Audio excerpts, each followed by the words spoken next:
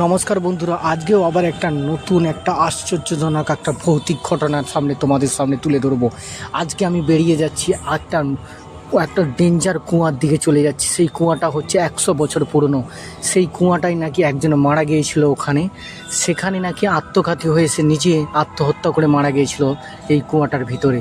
এবং যেই ওই কুয়ার সামনে গেছে রাত্রিবেলা, শুনতে পাইছি বারবার সে সেখান থেকে আওয়াজটা পায়, বাঁচাও বাঁচাও করে আওয়াজ শোনা যায়। এবং আমিও আজকে রাত্রি 2:30টার সময় বেরিয়ে পড়েছি। এই যে ডেটটা দেখতে পেয়েছো, 2000-এর ডেট, এটা রিপেয়ারিং করা হয়েছিল সেই ডেটটা।